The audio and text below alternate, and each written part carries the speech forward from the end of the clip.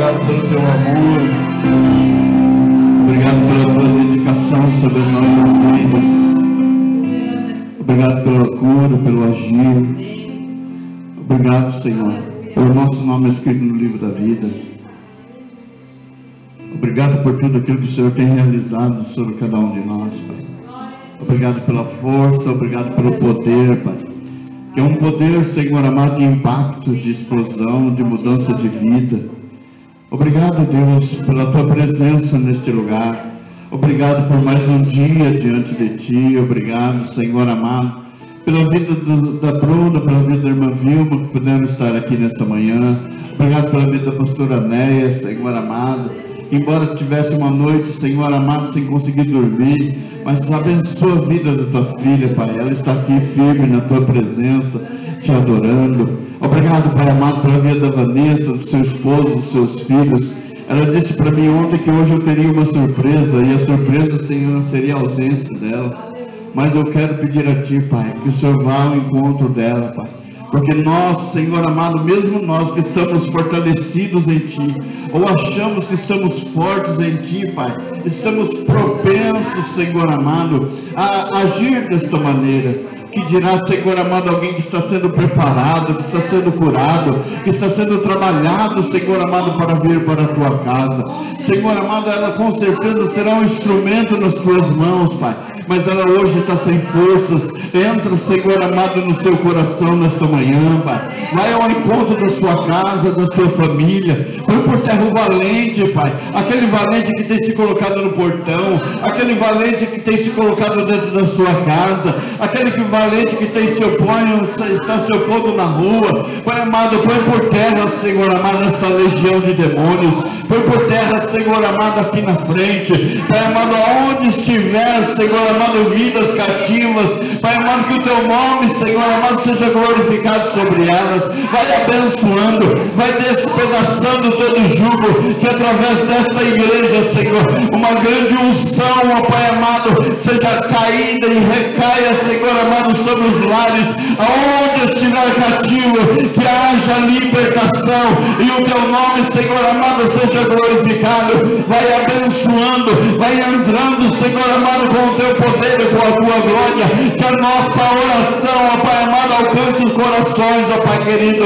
Vai, Senhor amado, colocando por terra o valente, aquele que se opõe à tua obra, aquele que se opõe, Senhor amado, com valentia, o valente do inimigo, Pai amado, que está se opondo, Pai. Põe ele por terra, e o teu nome, Senhor amado, será poderosamente glorificado. É o que eu te peço nesta manhã, ó Deus, e te agradeço. Amém, Jesus. Amém. Aleluia.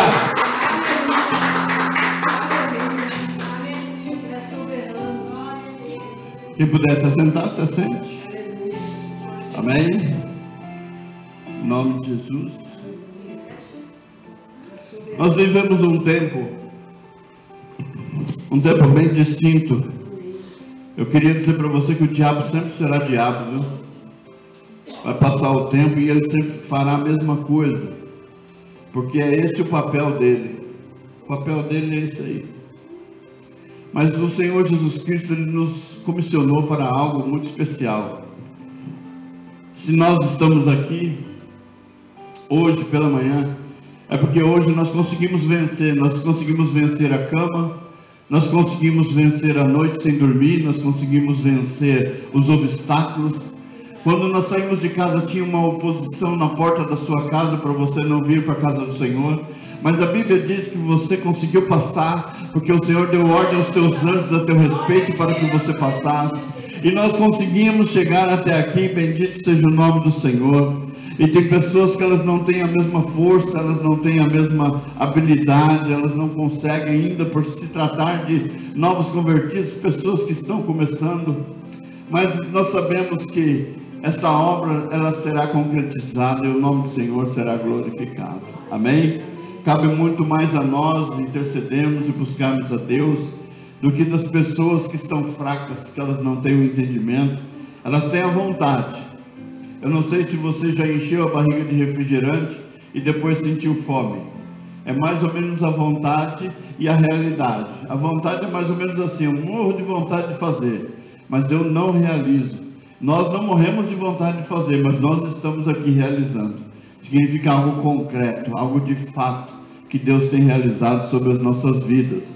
Ele vai fazer, Ele está fazendo, e o nome dele será glorificado. Amém? Eu quero que você abra a sua Bíblia no livro de Mateus, capítulo 16.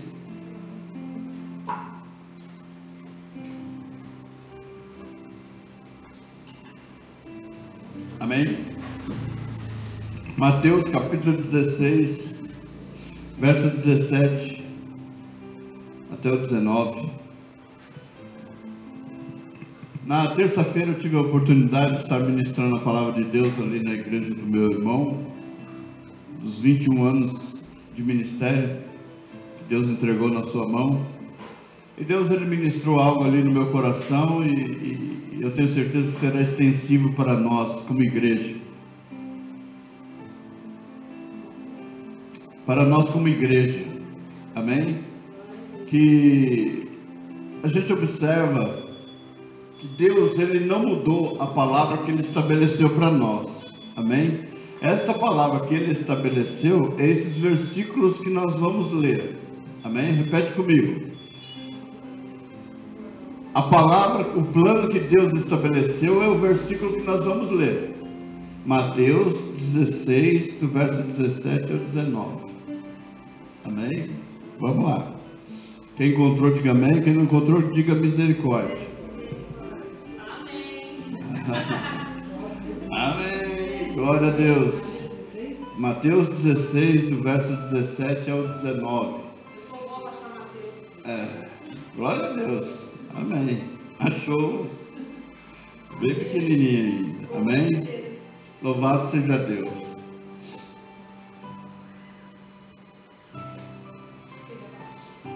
Aleluia, Jesus. Amém? O Senhor Jesus Cristo, ele disse assim: e Jesus respondendo disse-lhe: bem-aventurado és tu, Simão Barjonas, porque não foi carne e sangue quem te revelou, mas meu Pai que está nos céus. Pois também eu te digo que tu és Pedro, e sobre esta pedra edificarei a minha igreja, e as portas do inferno não prevalecerão contra ela. E eu te darei as chaves do reino dos céus, e tudo que ligares na terra será ligado nos céus, e tudo que desligares na terra será desligado nos céus. Amém? Tem duas palavras que ao longo da leitura aqui o Senhor faz saltar na nossa mente. A primeira delas é Simão Barjonas, que nós observamos e entendemos o seguinte: Simão Barjonas significa homem, significa mulher, significa servo, significa eu e você. Amém? Significa eu e você. Simão Barjonas significa eu e você, Misael, Edneia, Vilma e Bruno. Simão Barjonas, aqui o Senhor poderia dizer assim: bem-aventurado és tu, Edneia, bem-aventurado és tu, Vilma, bem-aventurada és tu, Bruna, bem-aventurado és tu, Misael. Porque não foi carne e sangue quem te revelou, mas meu Pai que está nos céus. Aqui o Senhor diz o seguinte: você é Simão, você é homem, você tem uma natureza pecaminosa, você é diferente, porém Deus revelou para você algo íntimo dele, ou seja, Jesus como Filho de Deus. Amém? No segundo trecho que nós lemos: pois também eu te digo que tu és Pedro. E quando ele chama Pedro de Pedro, ele diz: você é pedra, você é firme. E quando ele fala de firmeza, ele fala: agora você é igreja. Você era só um homem, você era só uma mulher, mas agora você faz parte de uma igreja. Algo firme, algo sólido, que eu e você fomos estabelecidos para ser sobre a face da terra. Amém? E essa firmeza e essa solidez vem sobre as nossas vidas, porque Jesus, ele disse para Pedro: Pedro, tu és pedra, e sobre esta pedra eu edificarei a minha igreja, vou construir a minha história. A história da casa do Senhor será construída sobre a sua vida, e nós vemos que isso se cumpre. E quando se fala de Pedro, se fala de firmeza. Vira para a pessoa que está ao seu lado, atrás de você, e diga para ela assim, ó, o Senhor te deixou firme. Amém? Quando nós observamos a parábola que Jesus conta sobre a edificação da casa na areia e na rocha, a gente vê que há firmeza na rocha, mas não há firmeza na areia. E o Senhor disse que você foi bom, você foi bem em construir sua casa sobre a rocha. Há firmeza nisso. Então o Senhor nessa manhã diz para mim e para você que você está firme. A palavra de Deus também fala assim, que aquele que está forte tenha paciência com os mais fracos. Aquele que está forte, aquele que está bem alimentado, alimente os mais fracos. Ensine-os a caminhar na minha presença, como você caminha. Ensine a fazer como você está fazendo. Amém? Então, se Ele está te chamando de firme, Ele está te chamando de saudável, de uma igreja saudável, de alguém que está buscando, de alguém que está adorando a Deus em espírito e em verdade. Então nessa manhã o Senhor diz para você, você é Simão e recebeu uma revelação, mas você também é Pedro, porque você está firme, e sobre esta firmeza, sobre a sua vida, eu vou estabelecer algo glorioso. Amém? Deus estabeleceu um projeto de vida sobre a minha e sobre a sua vida, um projeto de história, e Ele vai realizar, porque Ele firmou você sobre a rocha. Ele estabeleceu você em local firme. Ele não estabeleceu você num campo pantanoso, aonde você pode afundar a qualquer momento. Ele não te estabeleceu sobre a areia, aonde a onda do mar pode vir descobrir o alicerce e derrubar a casa. O Senhor te firmou sobre uma rocha, sobre uma palavra firme, eficaz, que pode todo efeito na sua vida. Amém, querido? E depois ele diz: e as portas do inferno não prevalecerão contra a igreja. Por que muitas vezes nós somos derrotados? Se o Senhor Jesus Cristo, Ele disse que as portas do inferno não prevaleceriam contra ela. Porque muitas vezes nós voltamos a ser Simão. Quando nós olhamos, olha a vida de Pedro. Pedro, ele disse para Jesus assim: Senhor, deixa-me ir ter contigo sobre as águas. O Pedro disse: Jesus, deixa-me ir ter contigo sobre as águas. E quando ele vai caminhando como Pedro sobre as águas. Ele vai firme como Pedro sobre as águas. E ele chega próximo de Jesus como Pedro. Mas de repente, ele volta a ser Simão. Ele volta a ser humano, ele volta a olhar para baixo, ele volta a tirar os olhos de Cristo, e aí ele naufraga. Talvez quando nós tiramos os olhos de Jesus e disfarçamos um pouquinho por qualquer outra coisa, ou quando a gente abaixa a guarda, ou quando você observa que a igreja ela teve esse ano, esse começo de ano, um toque especial, nós vimos um reflexo, nós vimos algumas pessoas chegando, e nós nos animamos e nos empolgamos com isso, e isso daí é o mesmo vento que bateu no nosso rosto e a gente afunda. Por quê? Porque a gente já acha, a gente vai relaxando e fala, agora vai. E não vai. Interessante, né? Agora vai pegar, não pega.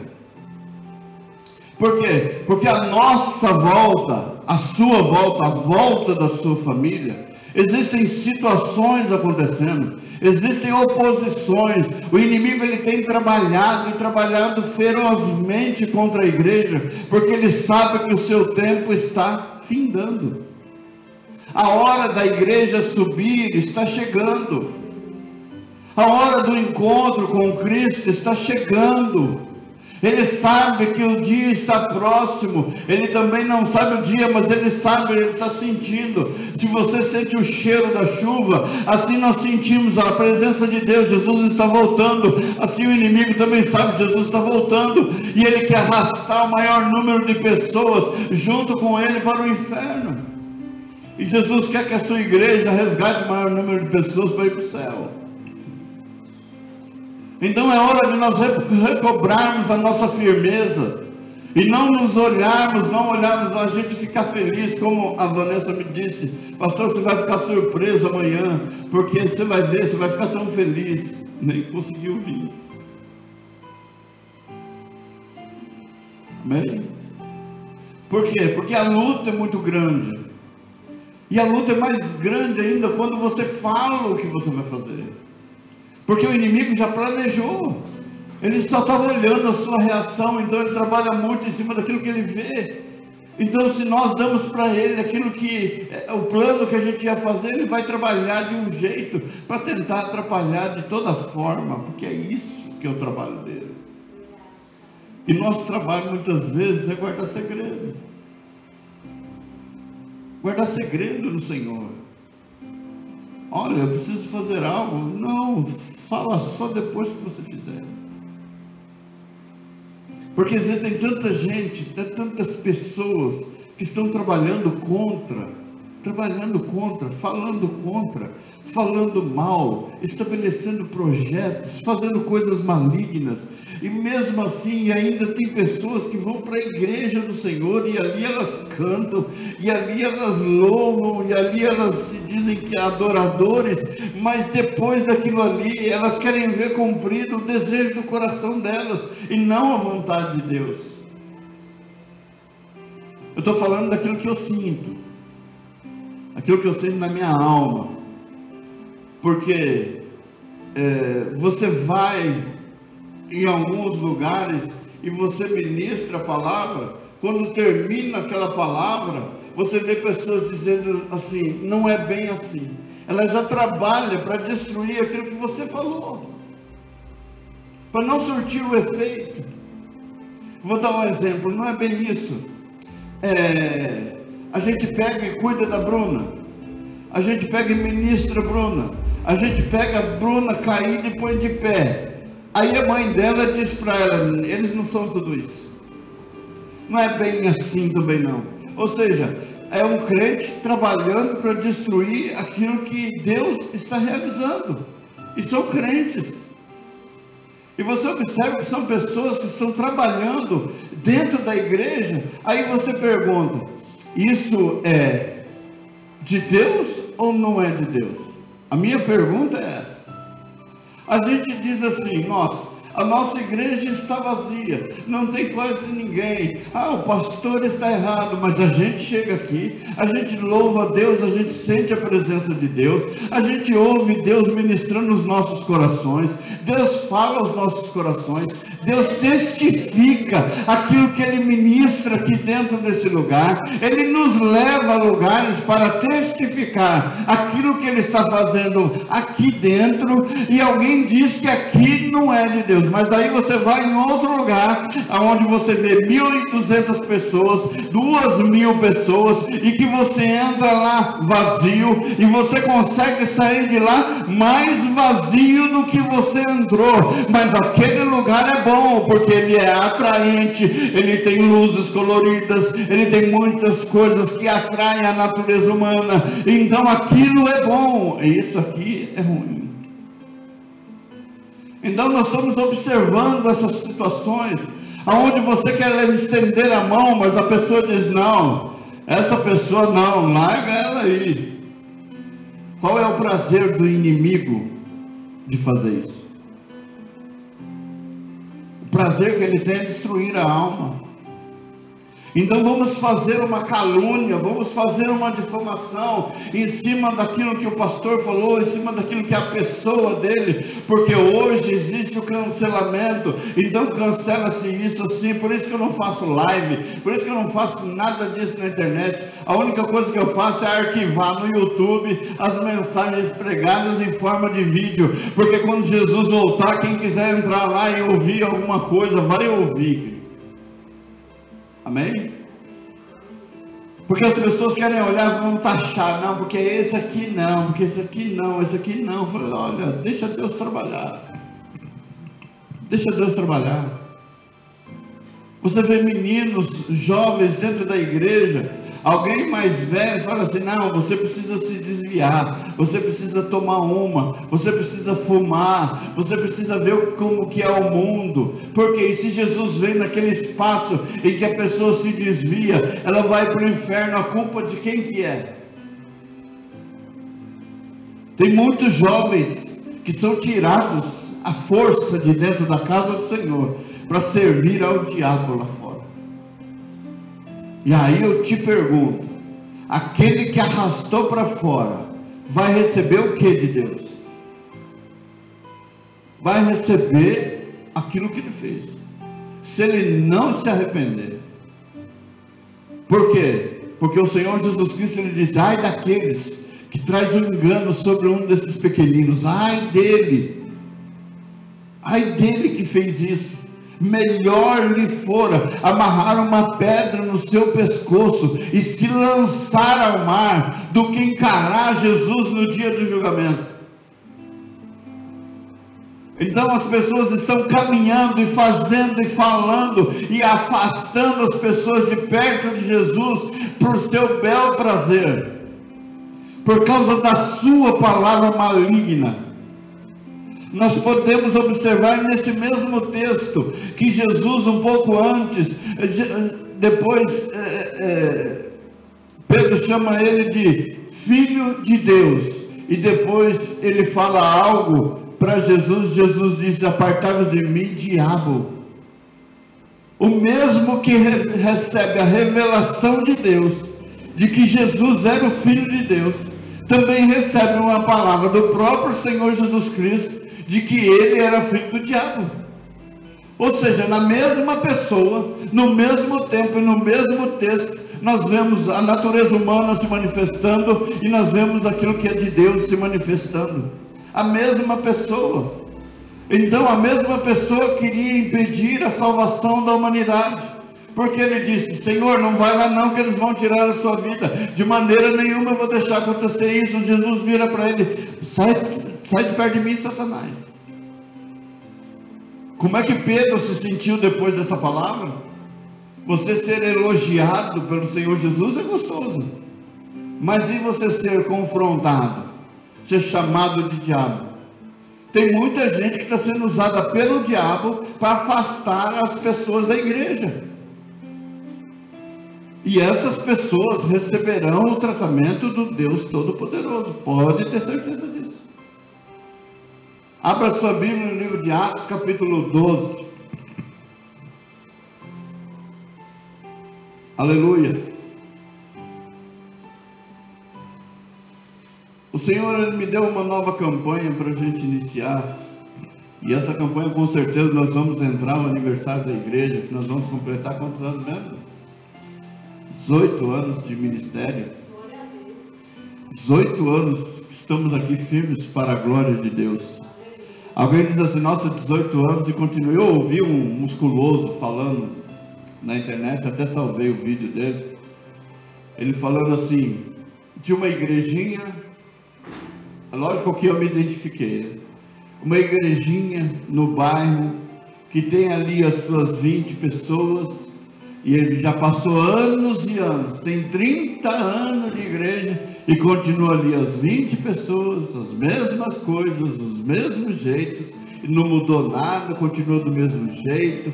Aí ele falou assim, que isso não era de Deus.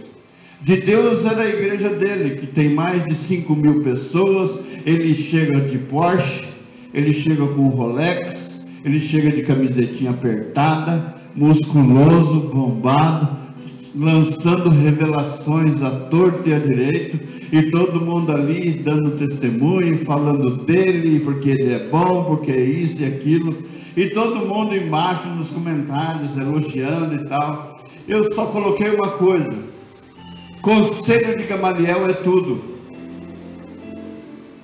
Conselho de Gamaliel é tudo, porque Gamaliel disse para os homens que perseguiam a igreja.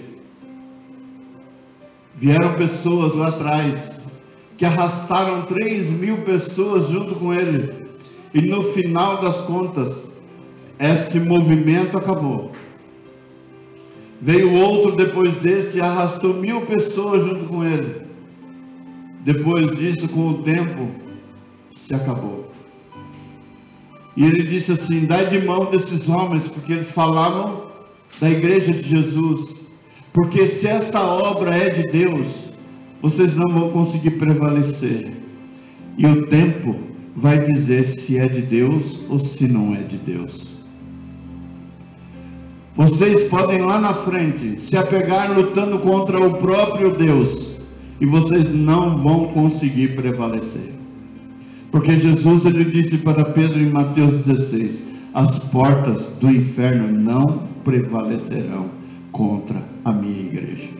Então passa tempo, passa difamação, passa calúnia. O Senhor fala: bem-aventurados sois vós quando vos caluniarem, vos injuriarem por amor à minha palavra. Então, se sofremos por causa do Evangelho, bendito seja o nome do Senhor Jesus Cristo por isso. Louvado seja Deus. É por causa do Senhor que sofremos todas essas causas. Glória a Deus. Mas esta obra já demonstrou que é de Deus, porque ela suportou as ondas fortes, altas, balançou, foi para lá, fez para cá, jogou o céu. O diabo foi, tirou, matou o filho. Deus permitiu isso aí. Aí vamos balançar tudo, balançou tudo. O povo foi tudo embora, voltaram, depois foi tudo embora de novo. Nós vamos completar 18 anos e o nome do Senhor tem sido glorificado. Vamos tocar na família, vamos tocar na esposa, vamos tocar no marido, vamos tocar nos filhos, vamos tocar na casa, vamos fazer a casa dele uma bagunça, vamos ver se ele desiste. Ele continua firme no Senhor, no seu chamado, naquilo que Deus estabeleceu. Então, se essa obra é de Deus, ela está firme. Então, 18 anos que nós vamos completar, louvado seja Deus. Eu não sei os outros, mas nós crescemos muito. Quando eu fui consagrado a pastor, nunca tinha sido pastor. Tudo foi um aprendizado. Quando fui consagrado a pastor, não conhecia nem a Vilma. Eu nem conhecia a irmã Vilma. A gente foi consagrado em 2005. A Bruna, nem lembrava da Bruna. Nem lembrava dela. Da Betsaida, eu via tanta gente, mas não lembrava. Ela falou de um rapaz esses dias, eu também não lembrei.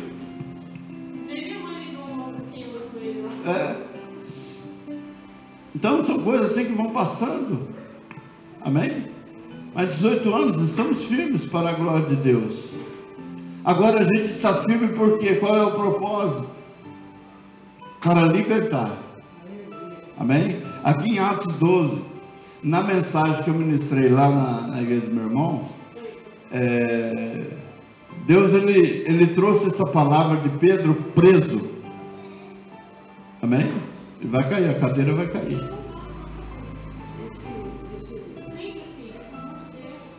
Amém?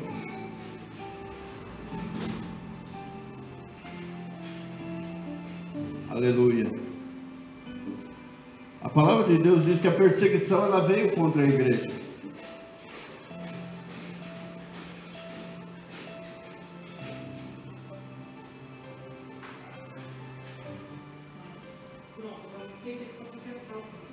Amém? Atos 12. Eu queria ler só o verso 5 para dar um entendimento para nós. Amém? Vamos lá. Pedro, pois, era guardado na prisão, mas a igreja fazia contínua oração por ele. Amém? Uma oração que liberta, uma oração que traz de volta. A igreja fazia oração. Nós lemos lá em Mateus 16, onde Jesus diz: Pedro, você é a igreja. E quando você vê Pedro preso, você vê a igreja presa. A igreja presa em cima do quê?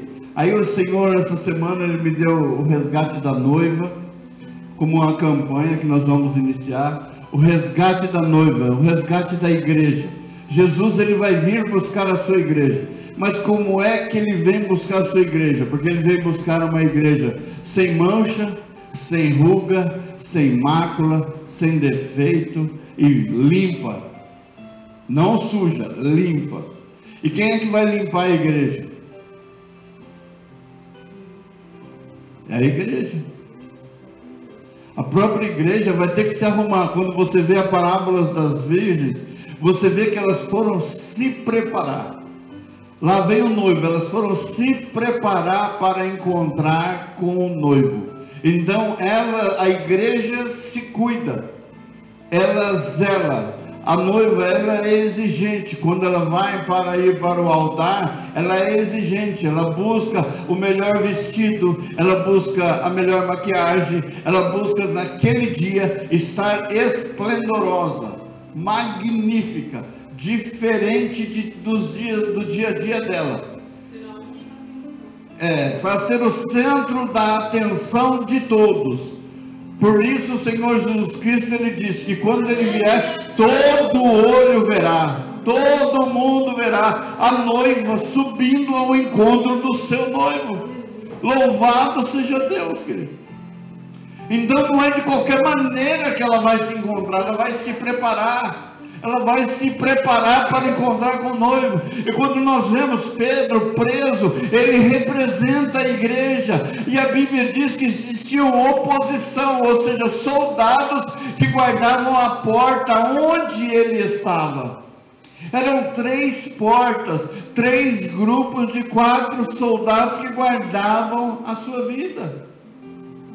Por que a igreja está tão vigiada assim? Ontem eu ouvi o pastor lá dos Estados Unidos, que ele disse assim, que o pai dele pregou no Paraguai. Pregou no Paraguai não, ele chegou a mensagem do pai dele no Paraguai, do Jimmy Swaggart, na década de 80. E ali havia uma ditadura de um governo que oprimia o povo, e eles impediam o evangelho, eles literalmente impediam a pregação do evangelho.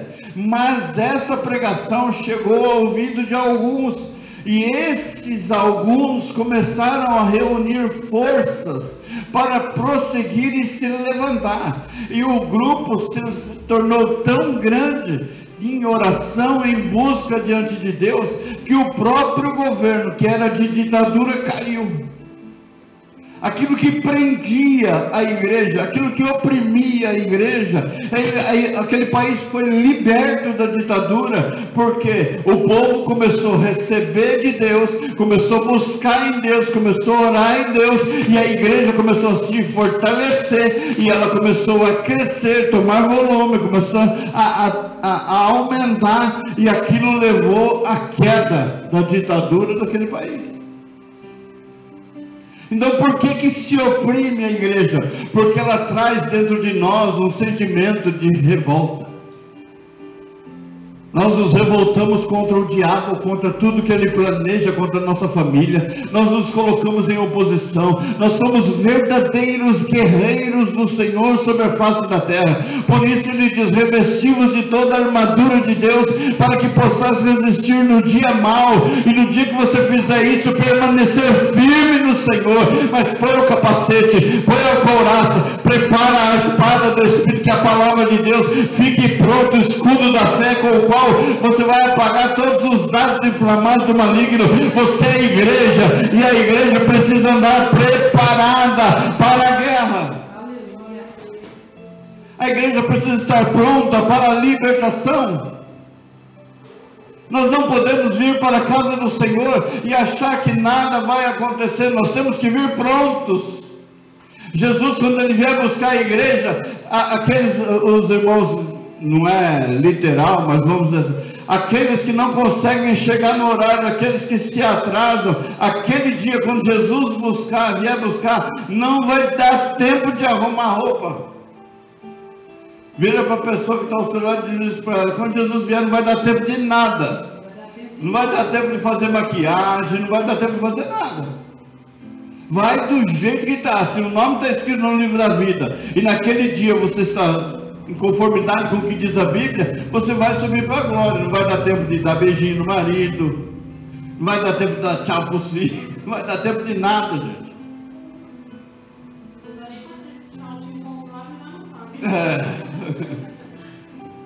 Amém? Nós precisamos andar preparados, Como está a sua casa? Como estão os seus filhos? Como nós temos trabalhado isso? Nós temos falado muito do amor de Deus dentro da nossa casa. Nós temos alcançado grandes objetivos dentro do nosso lar.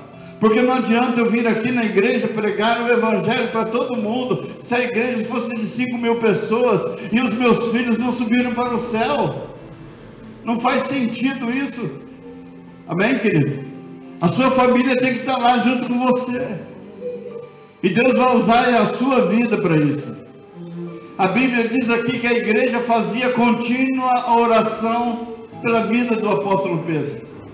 Por quê? Porque ele representava a igreja. E se ele representava a igreja, amém? Amém? Amém?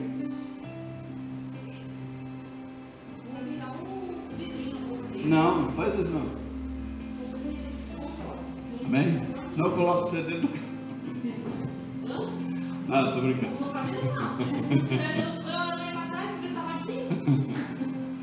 Amém? Glória a Deus.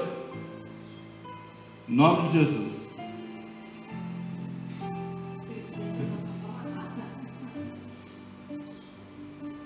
Amém?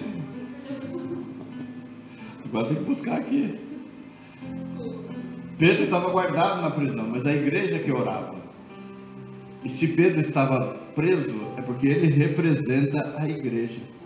E muitas igrejas, muitos estão presos. Por quê? Porque o homem fala, não, a água precisa ser gelada.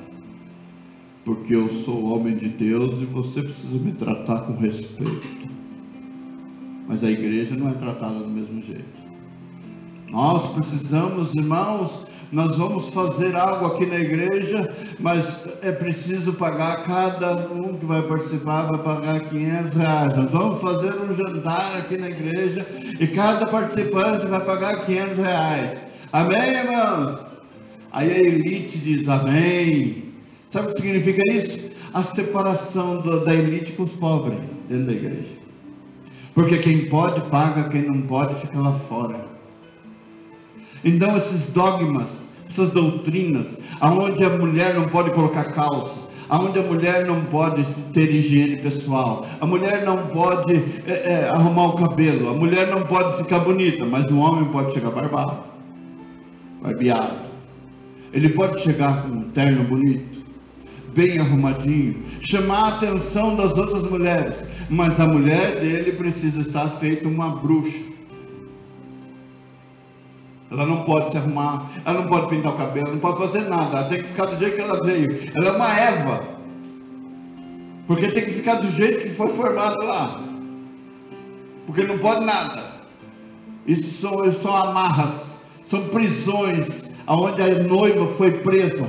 Agora Jesus, quando ele vem para quê? Para quebrar os grilhões. Ele não vem para estabelecer regras sobre as nossas vidas, ele vem para nos deixar livres e nos traz ensinamentos para que a gente siga.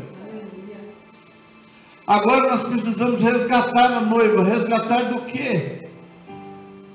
De quem? Jesus, ele veio para salvar. E agora o resgate?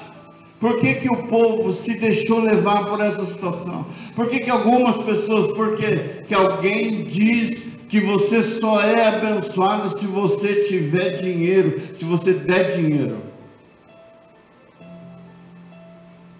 É uma barganha. A palavra de Deus fala sobre dízimos e ofertas e só. O resto, agora eu vou falar isso de novo. Falei isso acho que esses dias, eu vou repetir. Se um pastor tem uma Mercedes de 1.500.000, repete comigo, com que dinheiro foi que ele comprou esse carro?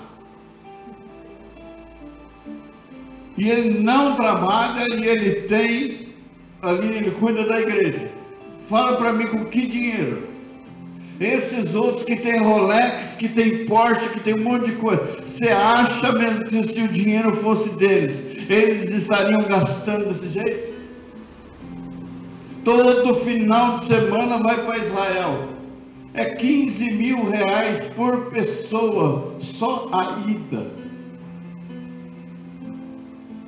Enquanto isso, dentro da igreja, o povo perecendo. Está certo isso?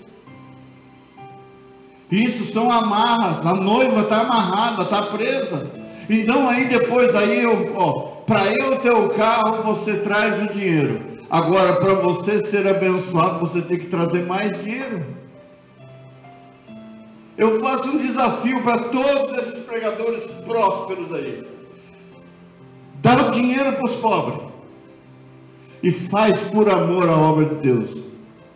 Quero ver quanto tempo você dura. Eu faço esse desafio, está gravado. Para todos eles. Pega todo esse dinheiro e distribui para todo mundo. E fica sem nada. E vai pregar como João Batista pregou. Vai pregar que nem nós pregamos. Às vezes é isso para colocar gasolina, né? É uma luta. Faça isso. Criticar é muito fácil. Porque é igrejinha, você não vai sair daí. Não, engana os outros. Entra no embalo dos outros. Vai, se coloca debaixo de jugo. A igreja está presa porque os cabeças da igreja estão entrando. Agora é tudo church. O que é church, gente? O que é church? Você não sabe o que é church? É church, agora tudo é church. Oh, meu Deus do céu, agora nós somos church. E o que é oh my God? E o que é pagode?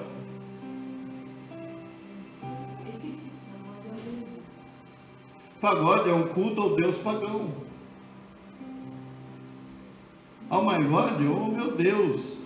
E church é igreja em inglês. É porque não é chique falar igreja. É chique falar church. Pelo amor de Deus. Aí vem os outros fazer. Por que surgiu isso? Surgiu porque alguém lançou um aplicativo para administração de igreja. E o nome desse aplicativo, que esse homem que fez o aplicativo é lá dos Estados Unidos, é church. Então, faça a sua church. Então, quem que entrou nisso? Batista da Lagoinha, Josué Gonçalves, um monte de gente. Os famosos, os grandão.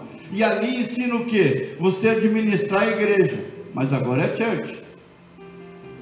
Então, o movimento traz, olha, para que você aprenda a crescer, você precisa pintar a parede de preto. É tudo instrução da church, toda church vai ter uma parede preta. Mas a essência mesmo não tem. Então você vai ficar pulando lá, você pode pular o tempo que você quiser. Agora, vamos fazer as coisas às claras. Então você vem aqui e traz o seu dízimo, traz a sua oferta para você entrar R$100. Não sei onde que eu ouvi, mas uma pessoa passou mal na Batista da Lagoinha do Alphaville, porque estava muito quente lá dentro, e ninguém socorreu a pessoa na porta da igreja.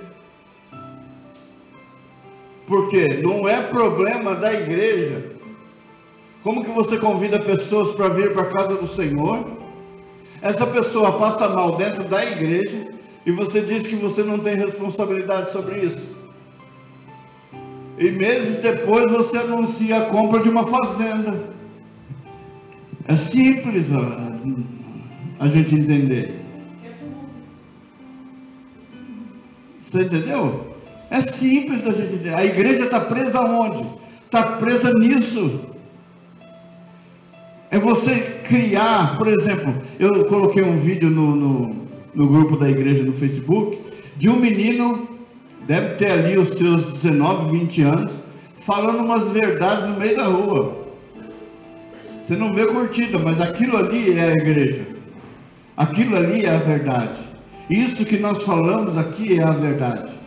Não é essa ilusão. Se eu não fizer algo, não vai acontecer. O culto não teria se eu não venho para cá. Ah, pastor, mas se você der a chave, nós abre e faz. Ué, então faça junto comigo quando eu venho. Amém? Participa junto comigo da minha história, daquilo que Deus está planejando, daquilo que Deus está fazendo. A igreja, ela está presa. Pedro estava preso, mas a igreja fazia contínua oração. A palavra, olha que coisa interessante. Elias, fugindo de Jezabel, ele entrou dentro da caverna para se esconder, e Deus se apresentou com ele e disse para ele assim: o que você está fazendo aqui? Aquela mulher está querendo me matar, e sou só eu o profeta. Olha aqui para mim, e sou só eu o profeta, não sobrou mais nenhum. Aí o Senhor disse para ele assim: além de você ainda tem 7.000 que não se dobraram. O que a palavra de Deus quer dizer? Quer dizer que não somos só nós que não nos curvamos diante disso. Tem mais uns 7.000 pastores aí que não se curvaram, não se dobraram diante do sistema que eles querem implantar, para você ter que fazer de acordo com a ideia deles, e você não confrontar mais o pecado, você não falar mais do amor de Deus como tem que ser falado, na sua origem, para você viver uma vida que eles querem que você viva, ou seja, debaixo do domínio deles. Não, a palavra de Deus diz que a igreja orava incessantemente pela libertação daquele homem, e a palavra de Deus diz que Deus do céu deu ordem aos seus anjos a respeito do apóstolo Pedro, e o anjo desceu dentro daquela prisão e tocou em Pedro, e quando ele recebe o toque do Espírito Santo de Deus, a palavra de Deus diz que as algemas caíram, ele foi liberto. Isso quer dizer para mim e para você que a presença de Deus traz a libertação, e os opositores sequer vão conseguir enxergar o que você está fazendo, o que está acontecendo na sua vida, nem na sua igreja. Por quê? Porque Deus deixou os soldados cegos. O anjo do Senhor conduziu Pedro até fora da prisão, liberto, livre. Pega aí a sua capa. Na terça-feira eu falei sobre isso. Pega de volta a autoridade. A igreja precisa retomar a sua autoridade. O Senhor, Ele diz dentro da sua palavra: eis que vos dou poder e autoridade. Eu autorizo você a vencer o inferno. Olha o que Jesus disse: eu te autorizo a você vencer o inferno. Você tem a minha autorização, você tem o meu poder está sobre a sua vida, não tem barganha, é você chegar e fazer, e o nome do Senhor ser glorificado. É que a gente fica preso, que o Espírito Santo de Deus venha libertando as nossas mãos, os nossos pés, tirando as amarras, tudo aquilo que Ele planejou contra a nossa vida, e que Ele faça algo novo. Para que quando a Vanessa conseguir entrar dentro da igreja, a gente vai lá, abraça ela e fala: o Senhor te liberta. Libertar a sua família. Ah, pastor, por que você não foi lá ainda? Ela não quis nem entrar dentro do meu carro ainda. Deixa Deus trabalhar. A gente às vezes passa lá na frente da casa dela, mas a gente não sabe como que vai receber. Então a gente tem que ir deixando as coisas acontecendo. Ah, pastor, mas tem tantas pessoas que elas precisam tomar uma decisão por Cristo. Você que está aqui nessa manhã, você já tomou essa decisão. A igreja estava orando aonde? Num espaço diferente, longe dali. Mas a oração da igreja subiu até os céus. E essa oração moveu o coração de Deus, e Deus deu ordem ao seu anjo, que o diabo não tem poder nenhum contra ele. Vai lá na prisão e liberta Pedro, e ele sai liberto. E depois disso, o que ele faz? Ele continua fazendo a obra de Deus. E nós precisamos, na segunda-feira, hoje está fazendo, acho que são 5 ou 6 dias de uma semana, de 7 dias, acho que é 5 ou 6 dias que nós estamos na igreja. Tem algo acontecendo diferente. A gente fazia muito isso quando a gente era novo convertido, e depois dentro da Bethsaida, que a gente vivia 24 horas dentro da igreja. A gente era de segunda a domingo. Só que o tempo vai passando, a gente vai cansando. O peso vem vindo, a oposição é forte. para que você não vá. E quando você chega lá, você faz a obra de Deus, mas sempre tem alguém para desfazer o que você fez. Onde já se viu, você vai e ora por uma pessoa, e depois a família dela chega e fala: não, ir para a igreja não, porque você tem que continuar assim cativo. É horrível. É horrível o que a gente tem visto e o que a gente tem ouvido.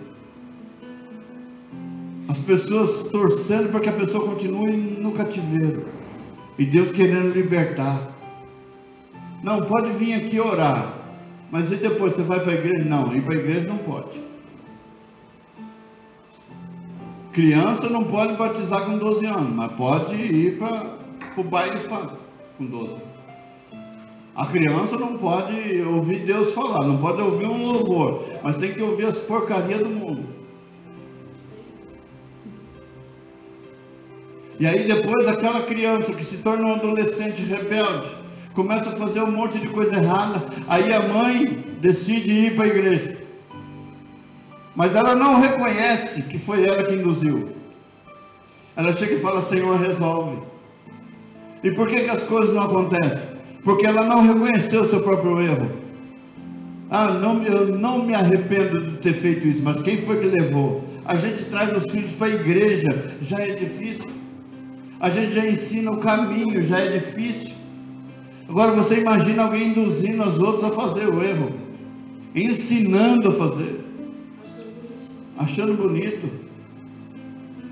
Quando esses adolescentes, esses jovens chegam na idade de 30 anos, vai passar pelo psicólogo, ele vai dizer assim: ó, foi minha mãe que deixou eu fazer isso.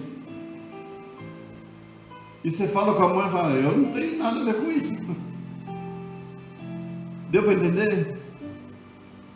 Aonde nós estamos amarrados, aonde nós estamos presos, de onde o Senhor quer tirar na sua igreja.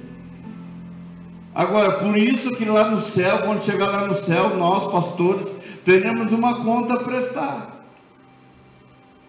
As pessoas precisam decidir o que elas querem, é um direito que elas têm de decidir, e nós temos uma obrigação de falar. Por isso que as pessoas falam assim: ah, pastor, você pode orar por mim? Eu tenho a obrigação de fazer isso. E às vezes a pessoa está com a vida toda arrebentada, mas eu tenho a obrigação de fazer isso. Eu tenho o direito de pedir. Mas só que lá na frente vai chegar um momento onde Deus vai falar: agora é entre eu e você. Mas isso é Deus. Enquanto isso, a gente tem que fazer a nossa parte. Amém? Em nome de Jesus. Vamos colocar de pé. Em nome de Jesus. Eu falei demais. Hã? Não, já encerrou já. Não? Glória a Deus por isso. Amém? Louvado seja Deus. Quando chegar na sua casa hoje, fala assim: olha, gente, próximo domingo eu espero vocês na igreja, porque Jesus está voltando, e se você não for, você vai ficar aí, porque eu vou. Amém? Eu quero ver se você tem coragem de fazer isso. Amém? Em nome de Jesus.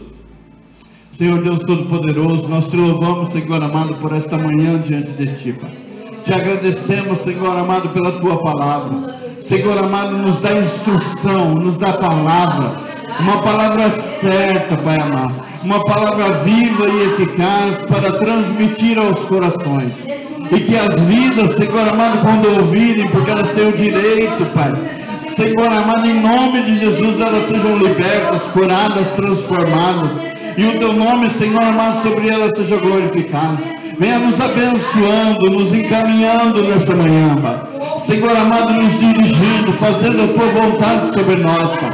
Senhor amado, põe por terra o valente, põe por terra, Senhor amado, toda a obra das trevas, tudo aquilo que não provém de Ti, ó Deus, em nome de Jesus, põe por terra todo valente, toda oposição, Pai, em nome de Jesus, em nome de Jesus, toda oposição, toda enfermidade, todo dado inflamado do maligno, a vida do Jorge, nós colocamos na Tua presença, Pai amado, põe por terra todo valente, põe por terra toda oposição, Pai amado, todo dardo seja quebrado, em nome de Jesus Cristo, ele seja abençoado na tua presença. Abençoe e fortalece a vida da irmã Vilma dentro do seu lar, Pai. Cobre ela com teu sangue, reveste a sua vida com o teu poder, Pai. Abençoa a vida da Bruna, dá ela sabedoria do alto céu, Senhor amado, cobre ela com teu sangue, reveste ela, Senhor amado, com o seu poder, Pai. Abençoa a vida da pastora Neia, cobre ela com teu sangue, reveste ela com teu poder, sara o seu corpo, visita, Senhor amado, as suas entranhas nesta manhã,